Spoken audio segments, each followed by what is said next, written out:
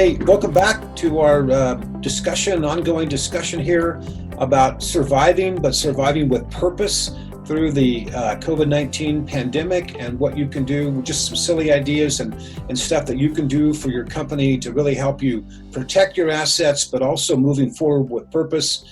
We talked at the first session about making sure that you've got some sort of plan and picture as to where you want to go. We talked about positioning for that and thoughts and ideas about how you might do that. In the second video that we did, the last video we did, we talked about pivoting and just creative ideas and ways and resources that you can look at to add potentially additional products and additional work to serving your customer base. And this time we want to talk about a concept that we teach with our clients in Agora called good soil. What does good soil look like?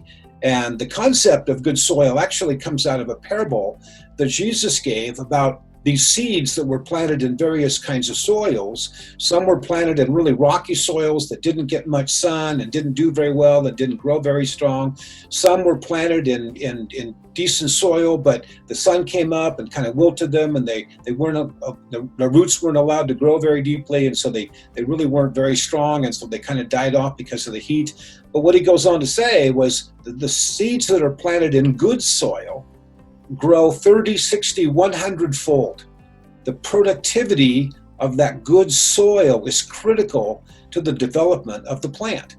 So what we do is we kind of apply that concept into our businesses through Agora to talk about what does good soil look like? How can you have good soil to be creative and supportive and nurture and cause phenomenal, 30, 60, 100% growth is amazing. How can you create that kind of growth by creating good soil? So the first element we kind of wanted to talk about today is creating good soil with your customers. How do I create good soil so that my customers really want to buy from me? So Josh, any comments on how to create good soil with customers? And this is one I am constantly convicted about in myself, my own businesses, and even in past businesses and organizations I've been in, is that one of the best ways to grow is to keep your back door small. And how many companies is like, well, it's client acquisition, but we've got clients that are leaving all the time, and you're never really making significant growth because you're not retaining the clients you had. The good soil that you had somebody you already won. Like they've signed up. Yeah. Like they're there. Like that's the easiest person to sell more to, because they have already been sold to once. And so people focus so much on let me get the new client, now you get the new customer. But I see a very fertile soil that most companies have is the clients that they have right now. And it's always shocking, and I feel convicted about this myself, is how little we spend talking to our customers, talking to our existing client base. Find out, hey, what makes sense for you? Where can we give you a little more clarity? Where could we add a little bit more value? That's been really instructive for me in my businesses, that I tweak the product offerings.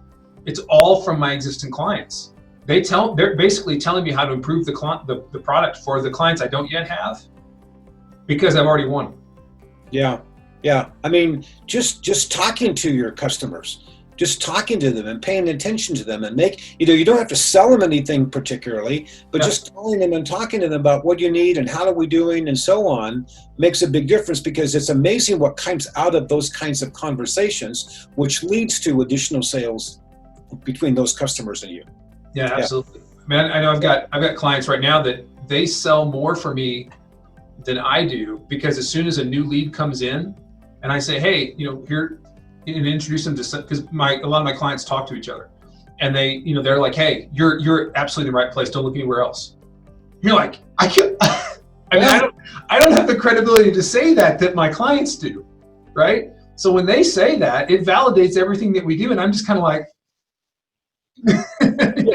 yeah, exactly. Did you get that little text I sent you the other day from Greg Lath at Convene, and how he complimented Mark and I on the one video that we did? Those kinds of things are totally cool. I didn't try to, get that from him. I didn't ask him for something, but it feels good when it comes down the pike.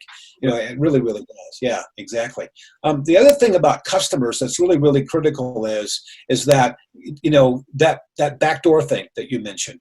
We tend to focus on the new stuff and the new customers. People might buy from us periodically. It's just keeping in touch with them sometimes, just keeping the communication going on. People like to talk to people that they feel comfortable with. People like to talk and buy from people that share the same values that they have. People like to be able to buy from somebody that they feel credible, that they can trust, whose opinion or comments that they validate, they understand, they feel good about, that kind of stuff. So values alignment and all those things are important to keeping your customers, and they don't know that kind of stuff unless you communicate and you talk to them. Yeah. So let's talk about internally. So let's talk about employees. Because given this time right now, the ability to retain your employee base or recruit new employees is going to become critical. We have a whole ton of folks that are out there now unemployed, and I'm hoping companies are keeping their employees. But what do you think from an employee standpoint? How do we create good soil for our employees? Well, and it sounds cliched, but you see. We know that the number one capital resource that any company has is team. And companies often, unfortunately, make lip service to, hey, your feedback matters to us.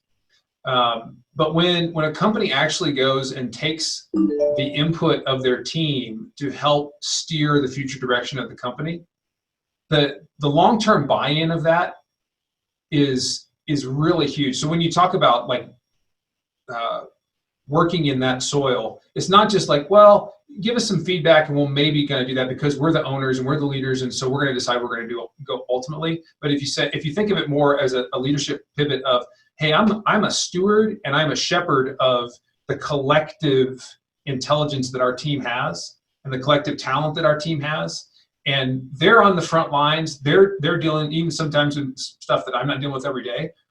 How can I leverage that insight to further tool us towards the work that we're going to do in the future? Right. I mean, it's really our employees that do the work to serve our customers.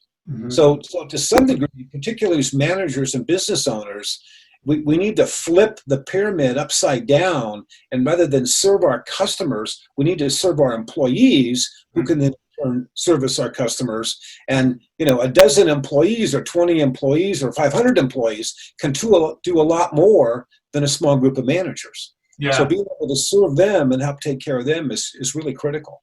What else do you think?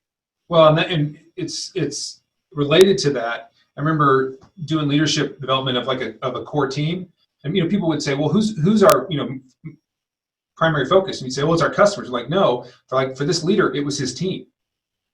Because if his team was healthy, and they got to weigh in, so he got buy-in from his team because they got to weigh in. But if you focused on the team and he put their needs first, it actually does trickle down. So where some places you might say, well, I don't know about trickle down things working. This is one where it absolutely does. Yeah, absolutely. Yeah, how we use in Agora this phrase, unrecruitable, that our employees need to be unrecruitable. We need to protect them to the point that why would they ever go anyplace else? Because they're getting what they need by working for us. And when you go through survey after survey after survey, right, let's compare notes here. The three things that keep coming back to me are that the employee wants to feel a part of something. They want to feel like they belong. They just don't want to be a cog in a wheel and get a paycheck. They really want to feel like they belong with the company and they feel comfortable with that. The second piece is appreciation. They want to feel appreciated for what they do, even if it's small kind of stuff, right? They want to feel appreciated that what they do is cared about, that the managers, the owners of the company care about what they do. And the third thing is they want to be involved in some sort of cause. They want a cause, right? And if you're doing something to really serve a terrific marketplace and your employees can get involved in the cause, we have remember the guys up in Montana, the steel company, and we have that idea of that missionary mentality that they're part of a mission, right? Not so much a religious thing, but they're part of a mission that they can go serve a cause, serve a need, and really be a part of that. And that bonds those employees together and creates much more valuable employees. Yeah.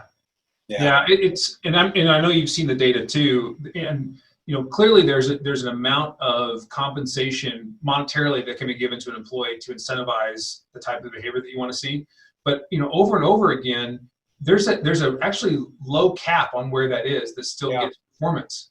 But it's when you tie into all those things of mission and purpose, and that my voice matters, and that you're actually transferring ownership. Like they're taking more ownership when you can help your team by pouring into that soil, help them feel that they have greater ownership stake. Well, think how you show up as an owner. Yeah. Think about how you show up and how you care about it. And then if you have a whole team of people that do that, man, what's possible? Yeah, exactly. It's the whole farming concept, right? If I plant the same thing in the same soil year after year after year, I'm depleting all the minerals and all the good stuff from that good soil. So I have to be either give that soil good rest, or I've got to be able to, replace the nutrients back in that soil, or rotate my crops to be able to create good soil. It's the same thing. We need to be creative as business owners and managers, particularly right now, to protect our employee base, because without our employees, we're not going to be able to deliver the products and services that we have. Yeah. So the third one that we wanted to chat about in terms of good soil and the concepts around good soil is our supply chain. Yeah. If you're a service business, your supply chain's a little bit differently. If you're a manufacturing business, you need raw materials, you need parts, you need tools, you need service on your tools, you need things to be able to deliver, you need products, you have to be able to deliver that. So the same concepts and the same ideas are critical with your supply chain. So what thoughts do you have there, Josh? Well, I think just, I think relationally, with respect to the supply chain. I mean, there's certainly capability within your supply chain, but think about how much you can get done because you can call somebody up and you've got the relationship to push something through. And I've even seen that of even of different things that I've tried to order, and it's like, well, how does that person have it but this person doesn't? One has been working in the soil, their supply chain, another one isn't.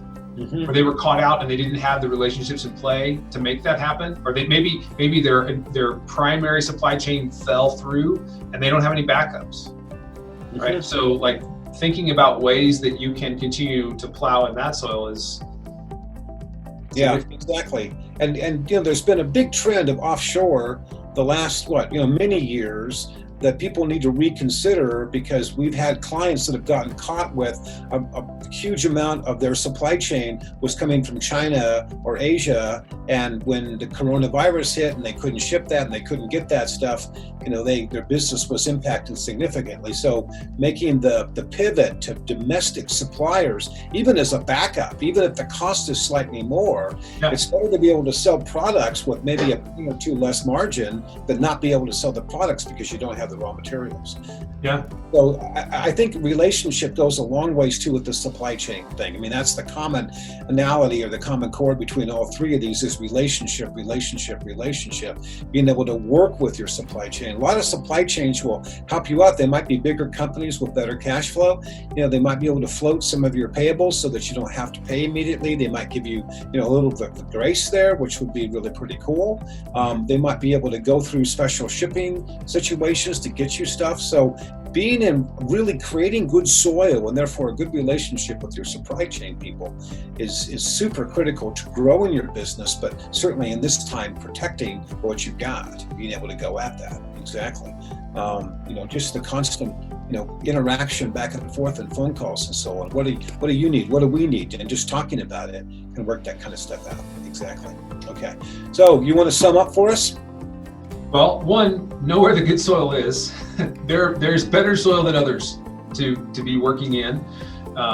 As says the parable, I mean, that was one of the lessons, is there are places where it will take root and others that it won't. And so if we can attune ourselves to focus on where it is taking root, where it's, hey, our existing customers, with our existing team, with our supply chain, the results out of that can be that multiple fold.